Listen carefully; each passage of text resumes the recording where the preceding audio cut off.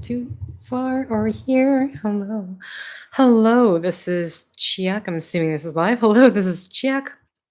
We are back with Resident Evil Code Veronica, starting off at chapter 10. Claire's head hurt again. Something was on fire. She could smell smoke and she was incredibly cold. And she suddenly remembered what had happened. The snow. The building, the crash. Alfred. She opened her eyes and lifted her head, the action awkward and difficult because she was still strapped into her chair, now tilted forward at about a 45-degree angle. And there was Steve in his chair, not moving. Steve! Steve, wake up! Steve groaned and mumbled something, and Claire breathed easier. After a few tries, she managed to get her belt off and slid into a crouch, her feet on what had been the instrument panel. She couldn't see much out of the windshield with the angle they were at, but it appeared that they were inside some big building. There was gray metal siding from there was gray metal siding some 50 or 60 feet in front of them, and through the gaping hole on her side of the plane, she could see a bit of walkway with a railing maybe 8 or 9 feet below. So, where is everybody? Where is anybody? If it was an umbrella facility, why weren't there a dozen soldiers dragging them out of the wreckage? Or at least a few pissed off janitors? Steve was coming around, though she could see a nasty bump at the edge of his hairline. She reached up and found that she had a matching bump just above her right temple, about an inch higher than one she'd woken up with yesterday, the day before. My, how time flies when you keep getting knocked unconscious. What's burning? Steve asked, opening bleary eyes. I don't know, Claire said. There was just a trace of smoke in the cabin. She figured it was coming from some other part of the plane. In any case, she didn't want to stick around, see if anything blew up. But we should get out of here. Do you think you can walk? These boots were made for walking, Steve mumbled, and Claire grinned, helping him with his belt. They salvaged what they could from the weaponry that was piled at their feet, Steve's machine pistol and her 9mm. Unfortunately, they were low on ammo, and a couple of clips had gone missing. She had 27 rounds, he had 15. They split them up, and with nothing else to keep them aboard, Steve lowered himself out over the walkway, dropping the last few feet. What's out there? Claire asked, sitting on the edge of the hole and tucking her gun in her belt. It was cold enough for her to see her breath, but she thought she could manage for a little while. Not a whole hell of a lot, Steve called back, looking around. We're in a big round building. We're in a big round building. I think it's built around a mine shaft or something. There's a straight drop through the middle. There's nobody here. He looked up at her and raised his arms. Come on down, I got you. Claire doubted it. He was in good shape, but had a runner's physique, not overly muscular. On the other hand, she couldn't stay in the plane all day, and she hated jumping off things higher than a few feet. She definitely wanted a helping hand. Coming down, she said, and pushed herself off the hole's edge, holding on as long as she could. And then she was dropping, and Steve emitted an oof sound. And then they were both on the ground. Steve on his back with his arms around her, Claire on top of him. Nice catch, she said.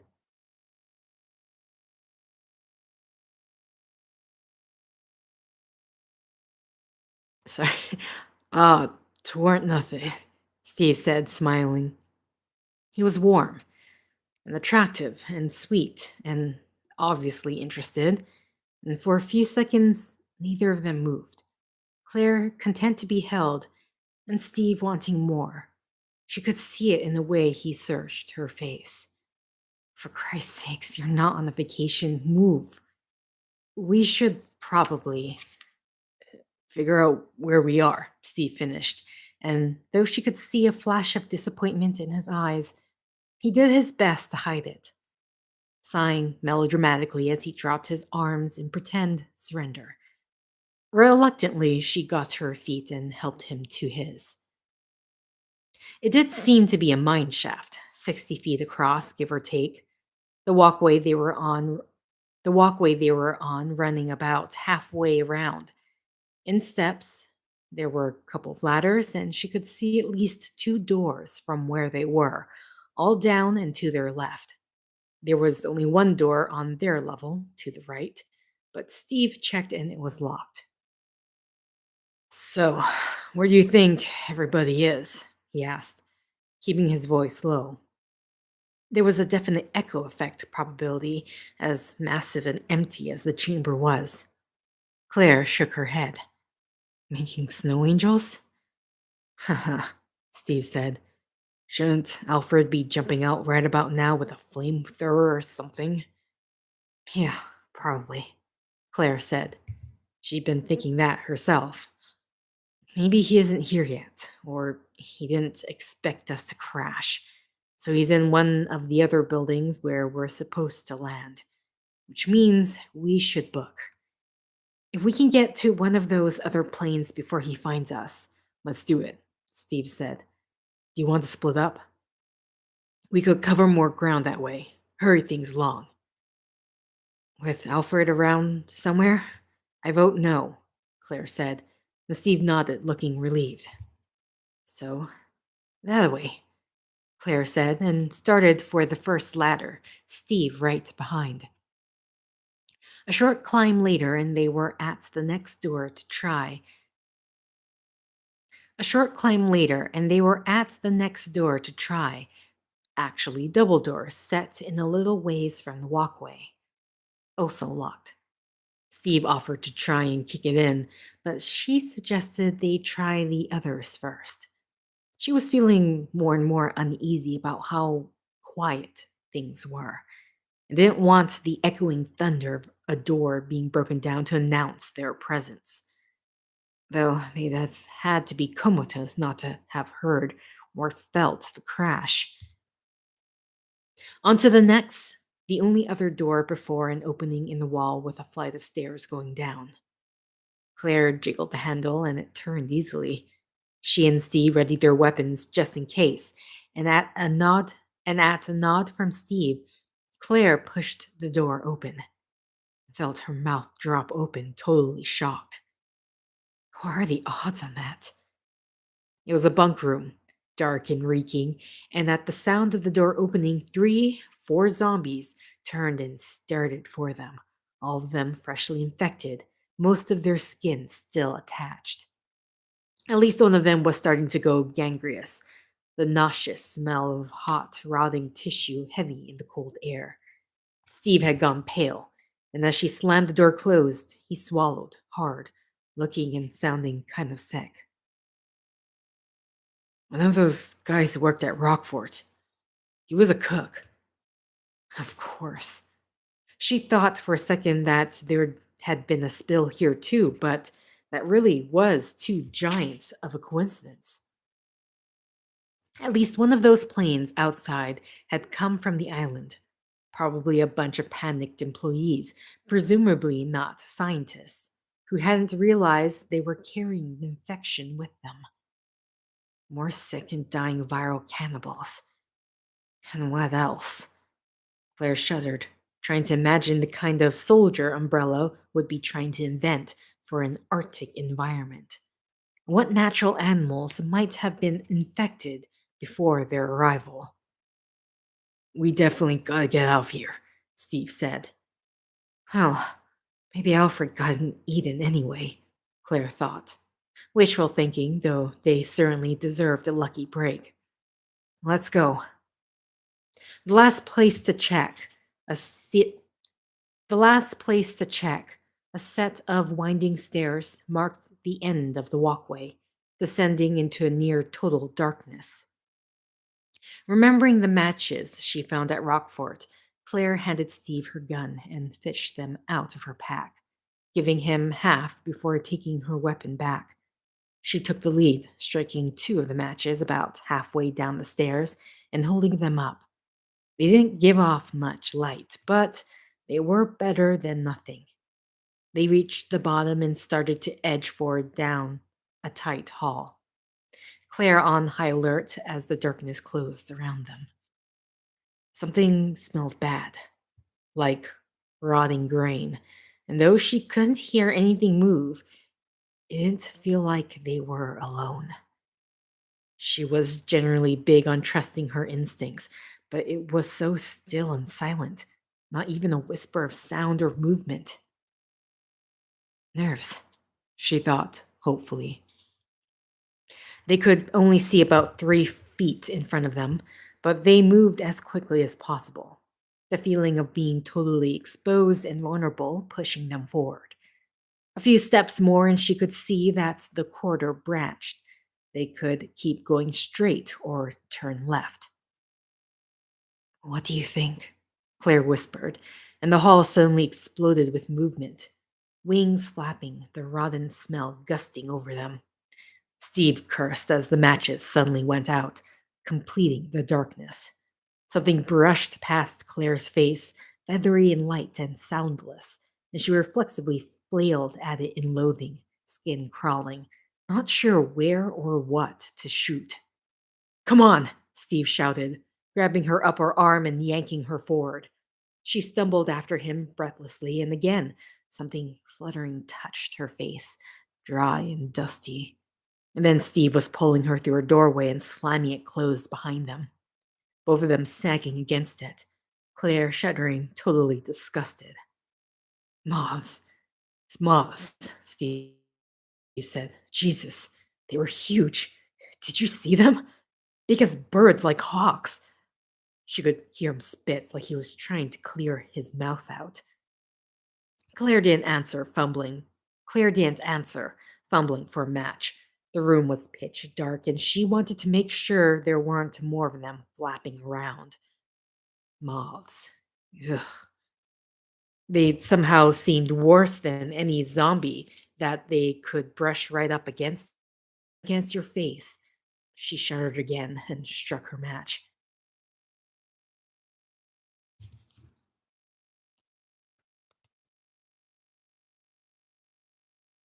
Sorry, the connection. So a sign that connection disconnected. I need to find my place. Steve had pulled them into an office, one apparently free of giant moths and any other umbrella unpleasantness. She saw a pair of candlesticks on a trunk to her right and immediately grabbed them up, lighting the half burned tapers and handing one of them to Steve before looking around, the soft candlelight illuminating their sanctuary in flickering shadows. Wood desks, shelves, a couple of framed paintings. The room was surprisingly nice, considering the utilitarian feel of the rest of the place. It wasn't as cold either. They quickly checked around for weapons or ammo, but came up empty. Hey, maybe there's something we can use in these, Steve said, moving to the desk. There were a number of papers, and what appeared to be a collection of maps strewn across its top. But Claire was suddenly more interested in the whitish lump stuck on the back of his right shoulder. Hold still, she said, stepping up behind him. There was some thick, web like gunk holding the thing on. The lump itself was about 6 inches long and kind of misshapen, like a chicken egg that had been stretched out. What is it? Get off, Steve said tensely, and Claire held the candle closer, saw that the white form wasn't entirely opaque. She could see inside, a little to where a fat white grub was skirming around, encased in translucent jelly. It was an egg case. The moth had laid an egg case on him. Claire wanted to vomit but held it together, looking around for something to grab it with. There was some crumpled paper in a wastebasket next to the trunk, and she snatched up a piece. Hang on a sec, she said, amazed at how casual she sounded as she pulled the case off his shoulder.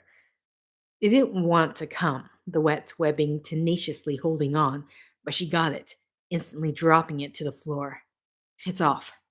Steve turned and crouched next to the paper, holding his candle out, and stood up abruptly, looking as sickened as she felt. He brought his boot down on it hard, and clear jelly squirted from beneath the sole. Oh man, he said, his mouth turned down. Remind me to blow chunks later, after we've eaten. The next time we go through there, no matches. He checked her back. Clean, thank God. And then they split up the papers on the desk, Steve taking the maps and sitting on the floor. Claire looking through the rest of it at the desk. Inventory list, bill, list. Claire hoped Steve was having better luck. From what she could gather, they were in what Umbrella was calling a transport terminal, whatever that was, and it had been built around an abandoned mine. She wasn't clear on what had been mined exactly, but there were a number of receipts for some newer, spendy equipment and a shitload of construction materials. Almost enough to build a small city. She found a series of memos between two extremely boring gentlemen discussing Umbrella's budget allotments for the coming year. It was all the more boring because everything appeared to be perfectly legal. The office they were in belonged to one of them, Tomoko Oda, and it was from Oda that she finally ran across something that caught her eye. A postscript on one of his lengthy accounting reports, dated from only a week before. P.S. By the way, remember the story you told me when I first got here about the monster prisoner? Don't laugh, but I finally heard him myself 2 nights ago, in this very office.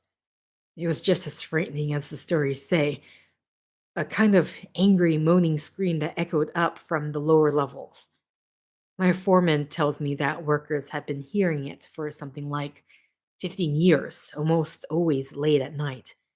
The most popular rumor has it that he screams like that because someone missed his feeding time. I've also heard that he's a ghost, a hoax, a scientific experiment gone wrong, even a demon. I haven't formed an opinion myself. And since none of us are allowed to go down there, I suppose it will continue to be a mystery. I have to tell you though, after hearing that horrible, insane howling, I have no interest in going below B2. Let me know about that stem bolt shipment. Regards, Tom. It seemed that the workers upstairs didn't know much about what was going on downstairs. Probably better for them, Claire thought.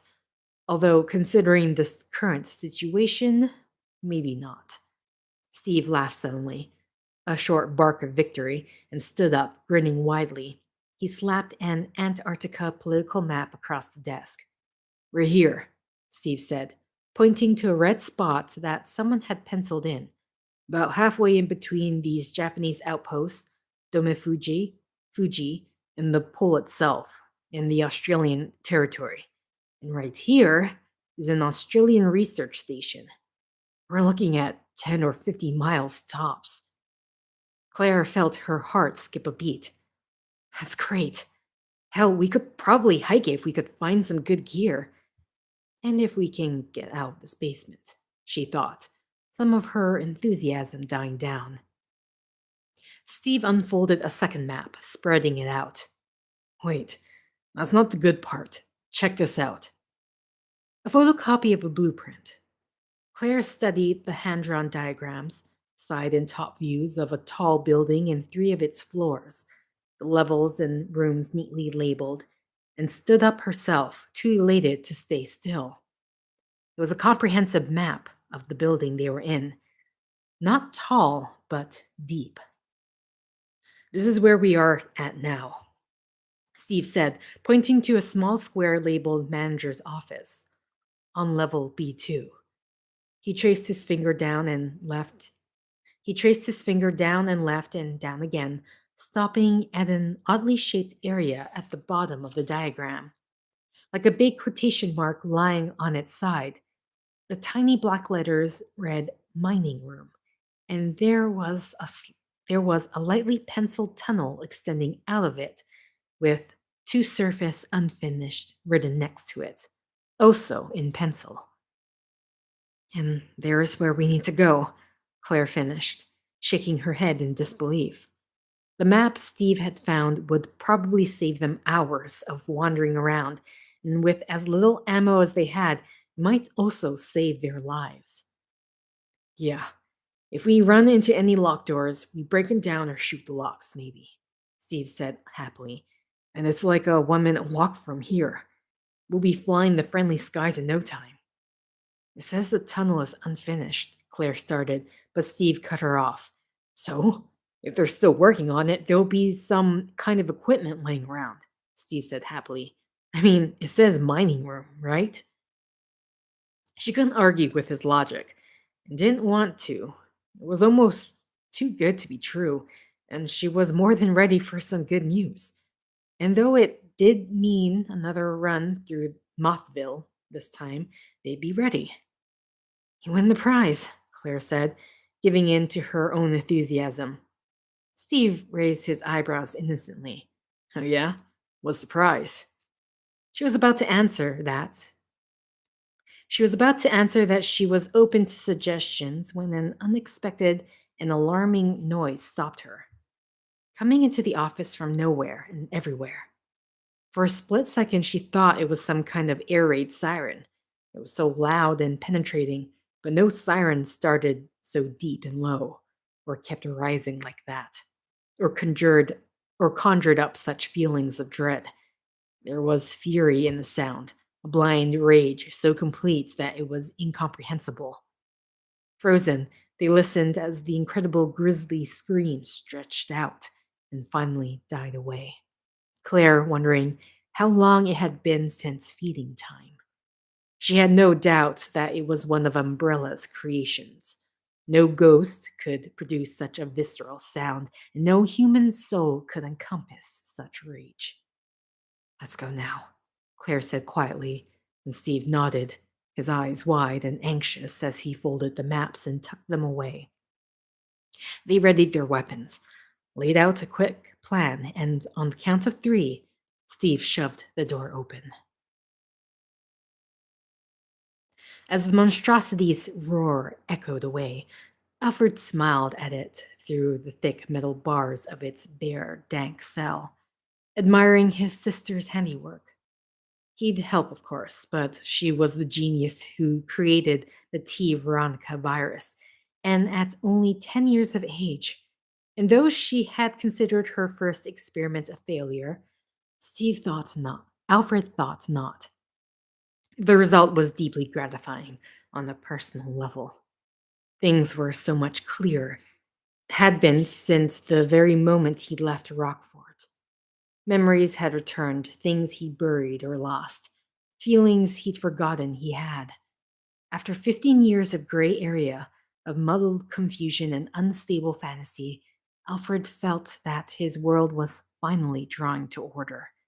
And he understood now why their home had been attacked, and how fortunate for him that it had been. They knew that it was time too, you see, Alfred said. If not for the strike, I might have continued to believe that she was with me. He watched with some amusement as the monstrosity tilted its filthy head toward the door, listening. It was chained to its chair, blindfolded, hands bound behind its back. And though it had been incapable of anything like real thought for a decade and a half, it still responded to the sound of words. Perhaps it even recognized his voice on some animal instinctual level. I should feed it, Alfred thought, not wanting it to die before Alexia awoke. But that would be soon. Very soon. Perhaps the process had already begun. The thought filled him with wonder that he was to be present for her miraculous rebirth. I miss her so, Alfred said, sighing, so much that he created a reflection of her to share the lonely years of waiting. But she's soon to emerge a reigning queen, with me as her faithful soldier, and will never be apart again. Which reminded him of his final task, a last objective to be met before he could comfortably begin the final wait. His joy at discovering the crashed plane had been short lived when he found it empty, but upon refreshing himself of the terminal's layout, he'd realized the peasant couple could only be in one or two places. He'd taken a sniper rifle. He'd taken a sniper rifle from the armory at one of the other buildings, a 36 bolt action Remington with a magnifying scope, a delightful toy, and was determined to try it out. He couldn't have Claire and her little friend showing up at some inopportune moment, mangling the celebration. Suddenly, Alfred started to laugh, a gem of an idea occurring to him. The monstrosity had to eat. Why not bring it the two commoners? Claire Redfield had brought destruction upon Rockfort, had attempted to soil the Ashford name, just as the monstrosity had, in a way. I will consume the enemy agents and observants in honor of Alexia's return, and then we'll have a private family reunion, just the three of us. At the sound of his laughter, the monstrosity the monstrosity became agitated, pulling at its chains with such force that Alfred stopped laughing.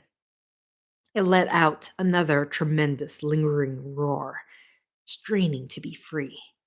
But Alfred thought their strength would hold a bit longer. I'll be back soon, Alfred promised, hefting his rifle and walking away, wondering what Claire would think about meeting his and Alexia's father under such unusual circumstances, namely her own bloody death.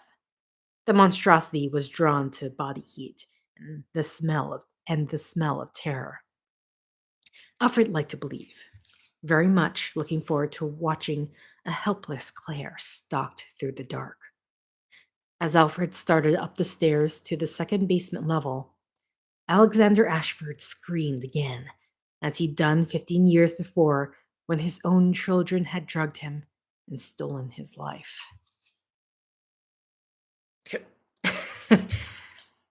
I don't remember that at all.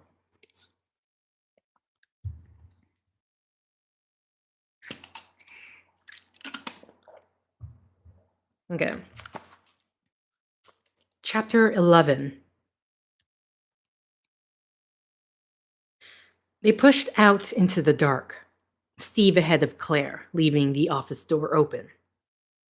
There was just enough light to see where the hall branched right, which was all the light they needed. Right, walk. Door on the right, walk, steps to the left. It looped through his mind. The directions simple, but he didn't want to make even a tiny mistake. The image of what Claire had pulled off his back was still fresh in his mind, and they didn't know what else the moths could do. Two strides forward, and the first moth came at them, a whitish, silent blur, and Steve opened up. Bam, bam, bam. Three shots, and the flapping thing disintegrated. A soft plop sounds as the pieces hit the floor, and here came the rest, fluttering out from the corridor he and Claire wanted. They flew on a dusty wave of rot smell, shadowy, flopping shapes, and shadowy, flopping shapes. And what was that? The thick, hanging man sized thing webbed against the ceiling. Don't think about it. Now, go now. Now, Steve said, and Claire ran out from behind him, darting to the right and down the hall as he opened fire again, 2 and 3 round bursts. Feathery pieces of wing and warm, repulsive goo rained down as he fired into the whirling dark shapes overhead, splashing him making him gag, the mobs dying as silently as they attacked. He felt one of them in his hair, something felt something warm and wet touch his scalp, and frantically brushed at the top of his head, firing, knocking a sticky egg case away. Open! Claire shouted, much closer than he expected, and though he'd planned to back down the hall, firing as he went, the feel of that crap in his hair was the last straw. He ducked, covered his head with one arm, and sprinted. He saw her silhouette in the doorway on the right and plunged ahead, running directly into her outstretched arm. Claire grabbed a handful of his shirt and jerked him inside, slamming the door closed behind them, then turned and started firing, blocking his body with hers. Hey, what's. Bam, bam. The room was huge, the shots echoing from faraway corners. There was a trace of light coming from somewhere, but Steve heard them before he saw them. Zombies, moaning and gasping. 3 or 4 of them closing in on their position. He could only make out their outlines, staggering and weaving forward. Saw 2 of them go down, but 2 more moving in to take their place. I'm okay, he called out between rounds, and Claire stepped aside, shouting for him to take the right flank. Steve targeted and fired, blinking and squinting against the dark, trying to get headshots. He took down 3 of them, then a 4th, so close that he felt blood splashing his hand. He immediately wiped it against his pants, praying that he didn't have any open cuts. He wouldn't run out of ammo, but there was another zombie and another. And then Claire was pulling him again. He stopped firing, letting her lead him through the dark toward where the mining room was supposed to be. Behind them, zombies shuffled and wailed, giving slow motion chase. He tripped over a warm body and stepped on another, feeling something crunch underfoot. As helpless and afraid as he felt, it was nothing to suddenly hearing Claire cry out in pain, to feel her fingers leave his arm. Claire! Terrified, Steve reached out for her, felt only air. Watch your step. I stubbed my goddamn toe, Claire said irritably. No more than 2 feet away, and he felt his knees go weak. He could also feel a cold metal railing against his right shoulder. The steps to the mining room. They'd made it. Together they climbed the few steps. Claire Together they climbed the few steps. Claire still in front. When she opened the door, real light spilled out in shafts, piercing the blackness. Praise Jesus, Steve muttered, holding the door from behind as Claire stepped inside. And before he could follow, he heard that disturbed, girlish giggling that he'd come to know and hate. And Claire had slipped one hand behind her back and was motioning him to freeze. He let go of the door and she didn't move, letting it settle on her hip as Alfred said something and she slowly raised both her hands. It seemed Alfred had gotten the drop on Claire. But not on me, Steve thought, unaware that he was wearing a tight, grim smile. Alfred had a lot to answer for, but Steve was pretty certain that in another minute or two, he wasn't going to be saying much of anything ever again. He had her. As he'd surmised, she had come to see about the tunnel. The one exit from the terminal that didn't require a key. She wasn't a stupid girl by no means, but he was superior in intellect and strategy, among other things. Still standing in the doorway, Claire raised her hands, her expression annoyingly blank. Why wasn't she afraid? Drop your weapon, Alfred snapped, his fingers on the rifle's trigger. His voice naturally amplified by the mining pit that took up most of the floor, emanated throughout the icy chamber, sounding authoritative and a bit cruel. He liked the strong sound of it, and knew it was effective when she let the handgun drop from her fingers without hesitating. Kick it toward me, he commanded, and she did so, the weapon clattering across the concrete. He didn't pick it up, instead kicking it beneath the rail to his left, both of them listening to her only hope bounce away over frozen rocks, lost to the depths of the icy pit. How wonderful to exert such control. What happened to your traveling companion? He asked, sneering. Has he met with an accident? Oh, and step away from the door if you don't mind, and keep your hands where I can see them. Claire edged forward, the door mostly closing behind her, and he saw a flash of sun. He saw a flash of some unhappy emotion cross her face. You knew immediately that he'd scored a point. Less of a hot meal for father, it seemed, but he doubted the monstrosity would complain. He's dead, she said simply. What happened to Alexia? Or am I speaking to Alexia? You know, you two look so much alike. Shut your mouth, little girl, Alfred snarled. You don't deserve to say her name. You already know that it's time for her return. That's why your people attacked Rockfort, to lure her out. Were you hoping to kill her outright, to cut short her first breath? Claire acted confused, determined to keep up her pretense, it seemed, but Alfred didn't want to hear any more of her lies. The game was losing interest for him. In the face of Alexia's imminent triumph, everything had paled by comparison. I already know it all, he snapped, so don't bother. Now, if you'll come with me. Claire suddenly looked up and right, to the raised platform where the tunnel began. Look out! She shrieked, collapsing as Alfred spun around, seeing only the massive ice digger machine, the tunnel's dark entrance. And the door had crashed open behind Claire, the boy diving in and landing on his side, pointing a weapon at him. At him. Furious, Alfred swung the rifle and pulled the trigger 3, 4 times, but he hadn't had enough time to target properly. The explosive shots going wild. The explosive shots going wide. And it was as though a giant hand suddenly shoved Alfred backward, taking his breath away. The boy firing and then clicking on empty, out of bullets. Alfred stumbled back another step and opened his mouth to laugh, ready to kill them both, and the rifle wasn't in his hands anymore.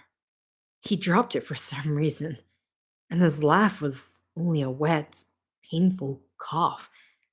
And something gave way behind his back, and then he was falling into the mining pit. He landed on a thick crust of ice and started to get up, but there was a great, searing pain in his chest. Was it possible that he'd been shot? With barely a sound, the ice gave way all around him and he screamed, falling. He had to see her once more, had to touch her, but he could hear his father screaming too, coming for him. And then everything was lost in pain and dark.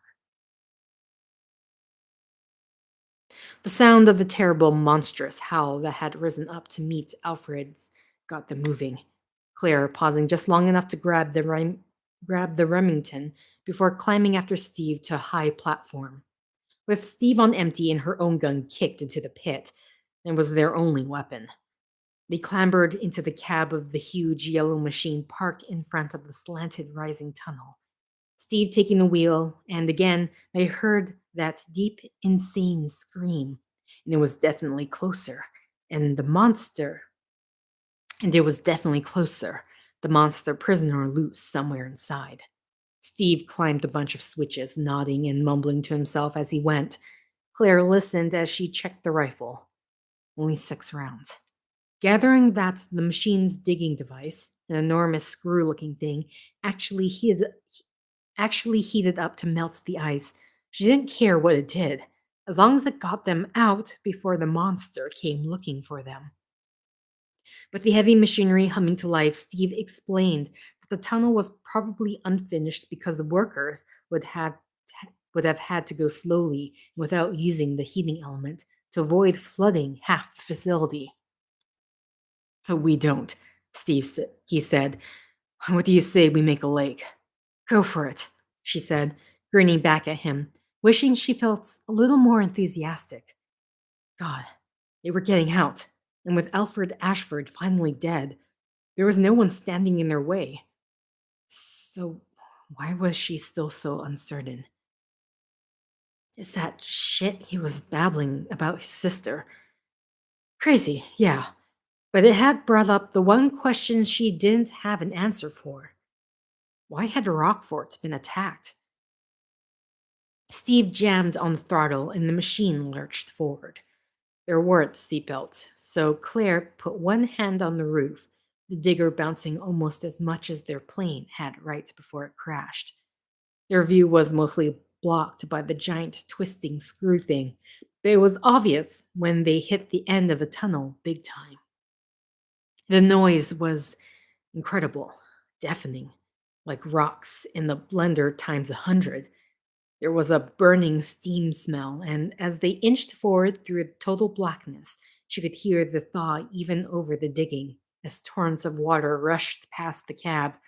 The grinding waterfall noises seemed to go on forever as they continued to climb. And then the machine stuttered, jerking, and the treads were straining, and suddenly light flooded into the cab, gray and shadowy and beautiful. The digger crawled out of its brand new hole near a standing tower. Claire recognized it as the helipad, even as she even as Steve pointed out the snowcats parked near the base. It was snowing, fat, wet flakes spinning down from a slate sky. And it was snowing, fat, wet flakes spinning down from a slate sky, the cold seeping into the cab before they'd been on the surface a minute. There was a wind blowing, the snow angled slightly. Not a big wind, but steady. Copter or cat? Steve asked lightly. But she could see that he was starting to shiver. So was she. Your call, flyboy, she said. A helicopter would be faster, but staying on the ground seemed safer. Can we even take off in this? As long as it doesn't get any worse, he said, looking up at the tower. But he didn't seem sure. She was about to recommend one of the cats when he shrugged, pushing his door open and sliding out, calling back over his shoulder. I say we hit the tower, fly girl, he said. We can at least see if there is actually a choice. She got out too, craning her neck back, but she couldn't see the top of the tower either, and it was cold, frostbite cold. Whatever, let's just hurry, Claire said, slinging the rifle over her shoulder. Steve jogged for the stairs, Claire following, freezing but exhilarated, suddenly totally high on being free to choose, to decide what they wanted to do, how they wanted to do it. And either way, they'd be at the Australian station in an hour or so, wrapped in blankets and drinking something hot and telling their story. Well, at least the more believable parts, she thought, climbing the recently sanded stairs after him. Even the most open minded people in the world wouldn't believe half of what they'd been through.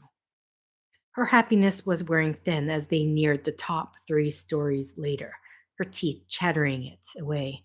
When Steve turned around, frowning, she no longer cared much about she no longer cared about much of anything beyond getting warm.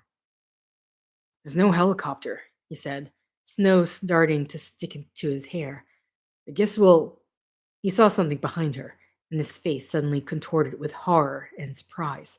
He reached out to pull her up, but she was already moving.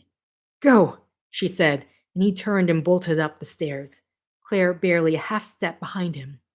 She didn't know what he'd seen. Yes, you do. But from the look on his face, she knew she didn't want it behind her. It's the thing, the monster. It was loose and now it's coming for you. Her fear helpfully provided, and then Steve was grabbing her arm and jerking her up the last few steps. She stumbled onto a giant empty square platform. The landing lines mostly obscured by fresh snow, a gray haze of anomalous fog making it hard to see clearly. Give me the rifle, he breathed, and she ignored him, turning to see if it was true, if she would recognize the awful pain of the thing that had screamed so horribly and had gained the platform. She saw that it was true, and she recognized it with no trouble at all.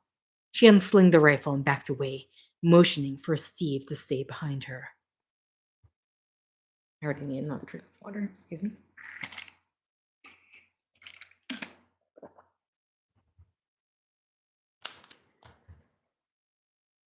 Alfred woke up in a world of pain. He could barely breathe, and there was blood on his face and in his nose and mouth. And when he tried to move, the agony was instant and overwhelming. Every inch of him was broken, cut, or smashed, or punctured, and he knew he was going to die. All that was left was his surrender to the dark. He was very afraid, but he ached so badly that perhaps sleep would be best. Alexia. He couldn't give up. Not when he'd been so close, not when was still so close. He forced his eyes to open and saw through a thin red haze that he was on one of the lower level platforms that jutted out into the mining pit. He'd fallen at least 3 levels, perhaps as many as 5. Alexia, he whispered, and felt blood bubbling up from his chest. Felt bones grinding as he shifted, felt afraid of the pain he'd have to endure, but he would go to her because she was his heart, his great love, and he would be sustained by his name on her lips. Give me the rifle, Steve said again, watching the thing take its first stumbling step in their direction. But Claire wasn't listening. She had her eye to the scope, was seeing what he saw but under magnification, and what he saw was an abomination. Blindfolded, its hands tied behind its back, wearing only a shapeless and strained cut of leather knotted around its waist, the thing had suffered horribly. That much was clear. He could see the raised scars, the ancient welts, bloody shackle marks around its ankles. It looked almost human, but for its oversized body and strange flesh, grain molted, sitting over lean muscles that had ruptured through in places, exposing raw tissue. His torso was bare, and he could see a kind of pulsing redness in the center of its chest. A clear target. And for a few seconds, Steve thought they were safe after all. It doesn't have any weapons. And there was a splintering, cracking sound, and four asymmetrical appendages, like the jointed legs of an insect, unfolded from its back and upper body. The longest easily 10 feet, curling from its right shoulder like a scorpion's tail. It reeled forward another step, and some dark liquid was spraying from its body, from its chest or back. As the droplets struck the frozen cement, a thick purplish green gas began to hiss upward from where they landed, blown by the snowy wind, first one direction, then another. It rumbled out some heavy, wordless sound and took another step toward them, the new arms whipping around its hairless head, making it weave from side to side. Could barely keep its balance, and as the thought occurred to him, Steve was already running. Going low, head down. Knock it off while it's still at the edge. Steve! Claire screamed fearfully, but he was almost there, close enough for the acrid tinge of its self-produced gas to sear his nostrils. Has to be poison. Gotta keep it away from her. And just before he rammed into it, something viciously shoved him, slammed into his back, and pushed, sending him flying to the ground. Steve! Claire screamed again, this time in absolute horror, because he was skidding across the icy cement on his side, and though he tried to stop himself, scrambling at the frozen platform with frozen fingers, there was suddenly no platform left. Steve was only a few feet from the monster when its strange arm whipped down over them both, hitting Steve in the back and hurtling him to the side. Steve! Steve skipped across the frozen platform like a flat stone on water and disappeared over the edge. Oh my god, no! Claire doubled over, the emotional pain hitting her like a physical blow. sharp and hard in her gut. He'd been trying to protect her and had cost him his life. For a second, she couldn't move or breathe, couldn't feel the cold, didn't care about the monster, but only for a second. She looked at the stumbling, tortured animal staggering toward her, knew without a doubt that the fury they'd heard coming from hard, hard years of abuse, of experimentation, and felt nothing. Her heart had sealed itself up, her mind suddenly colder than her body. She straightened, jacking around into the chamber of the rifle, appraising the situation with a clear eye. Obviously, she could outrun it, leave it on the platform, and be a mile away before it found its way back down. But that wasn't an option, not anymore. Its death would be a mercy, but that didn't figure into her calculations either. I killed Steve, and now I'm going to kill it, she thought coolly, and walked to the northwest corner of the platform, the farthest from the stairs, its appendages flailing over its head. The monster wove around in a painfully slow half circle. Its blind face finally turned in her direction. It let out another deep, gasping, mindless sound, and its body vomited out more of that smoking liquid, some kind of acid or poison, probably. She wondered who had created such a thing, and how. This was no T virus zombie, and from its abused and tormented state, it wasn't a BOW either. She supposed she'd never know. Claire raised the rifle and looked through the scope, focusing in on the pulsating tissue in the center of its chest, and raising to target its blank gray face. She didn't know about the tissue mass at its heart, but she was sure it wouldn't survive a headshot by 3006. She didn't want to waste time stalking it or inflicting unnecessary pain. She just wanted it dead. She aimed at the center of its forehead. It had the strong John fine straight nose beneath the puckered flesh, as though it had once been handsome, even aristocratic. Maybe another Ashford, she thought mockingly, and fired. The monster's head split apart, almost seemed to shatter as the round found its mark. Shards of bone and brain matter flew, all of it as gray as the gray sky, steam rising up from the broken bowl of its skull as it fell, first to its knees, the mutant arms spasming in the snowy air, then onto its ruined face. Claire felt nothing, no pleasure, no dismay, not even pity. It was dead, that was all, and it was time for her to go. She still didn't feel the cold, but her body was shaking violently, her teeth rattling, and she knew she had to get warm.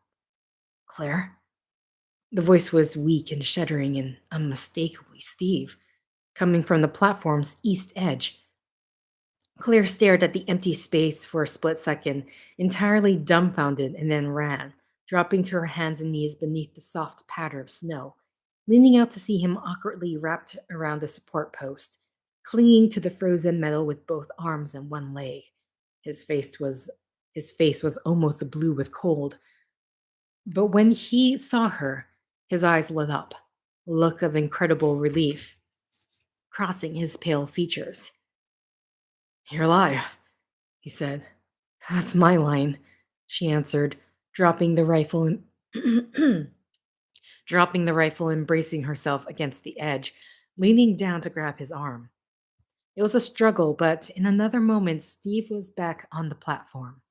And then they were on their knees, embracing, too cold to do anything but hang on. "I'm so sorry, Claire," he said miserably, his face buried in her shoulder. "I couldn't stop it." Her heart had unsealed when she'd seen him alive, and now tightened painfully.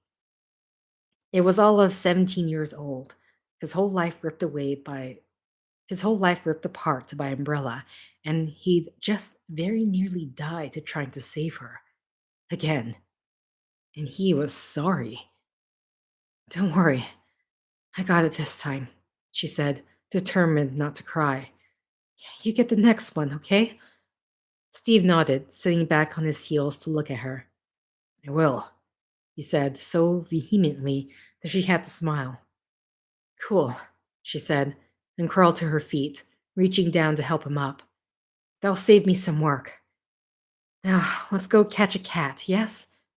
Supporting each other and staying close for warmth, they made their way to the stairs, neither of them willing to let go.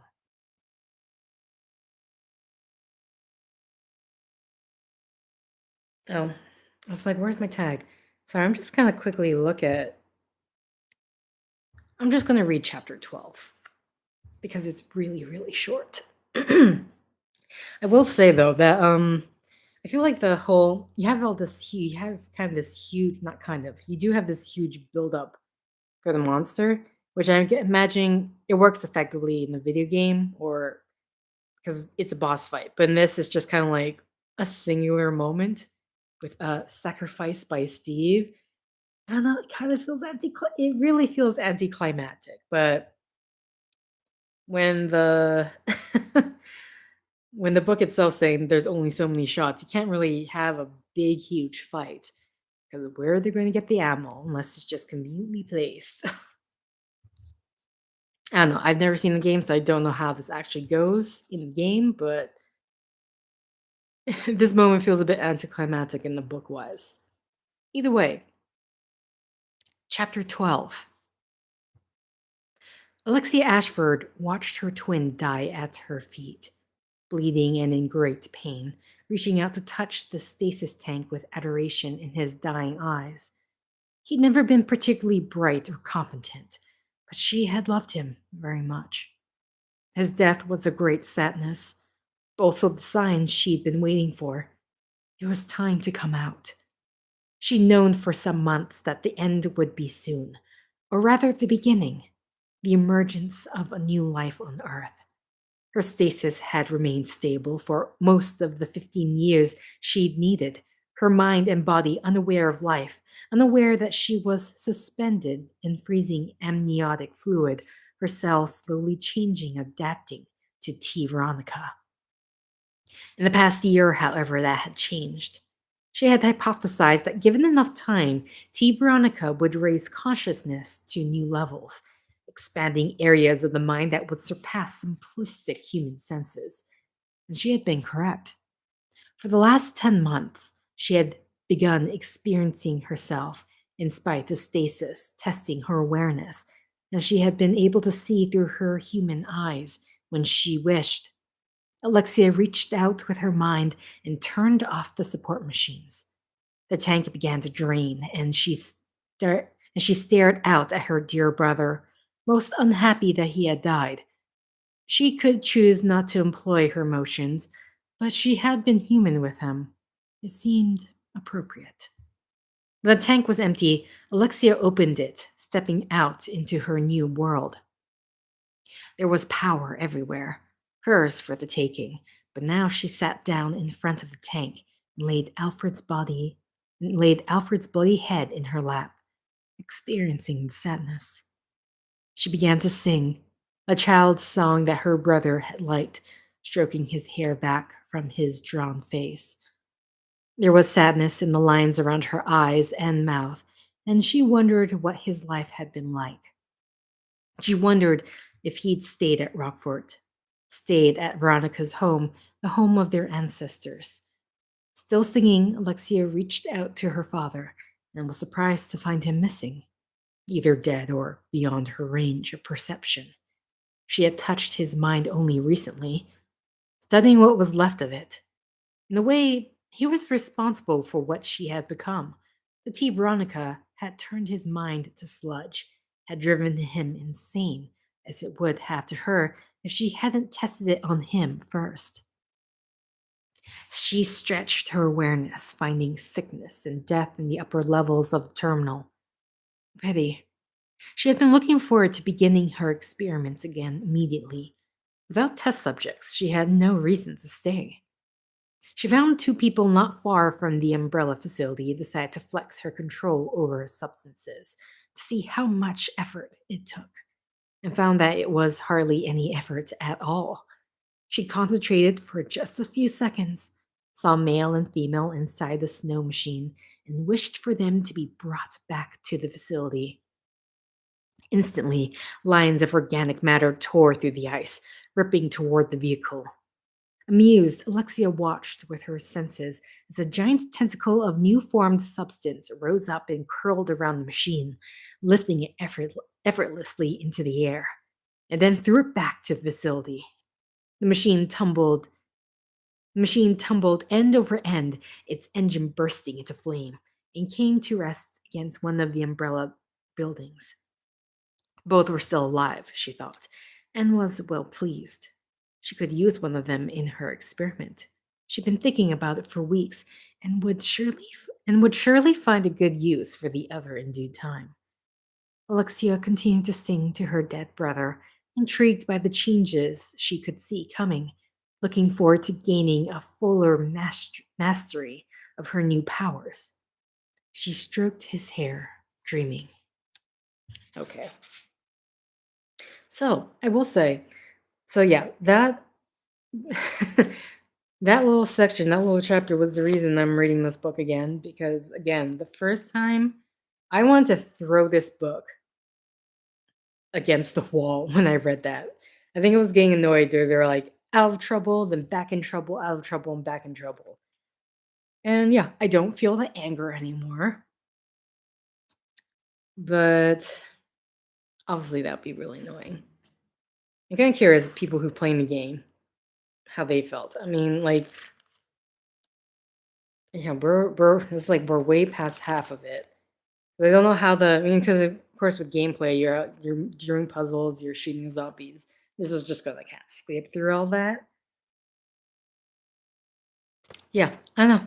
It's I will say that the only weird part so far is kind of like that boss battle with the father was really weirdly anticlimactic. Because like Steve went to protect Claire and then it's like it wasn't that big of a thing. I don't know. To me, it didn't feel like a big of a thing when she basically just shot him right away. It's like, what was the point? If she just shot him right at the beginning, everything would have been fine. He wouldn't have been knocked off. I mean, he's alive, but probably slightly injured. Though I don't. Well, I know his fate. So there we go. Either way, I'm going to end it here. I don't think that was the shortest chapter. Because this chapter was all of what? 3 pages, chapter 12. But I know there's a shorter one. I swear there's a chapter that's literally 2 pages. But we are actually getting very much closer to the end here. So either way, thank you for liking if you liked. Thank you for commenting if you commented. Thank you for subscribing if you subscribed. Thank you for favoriting if you favorited. Thank you for simply clicking on this video. Until next time, guys, see ya. Ending the stream. Doo-doo.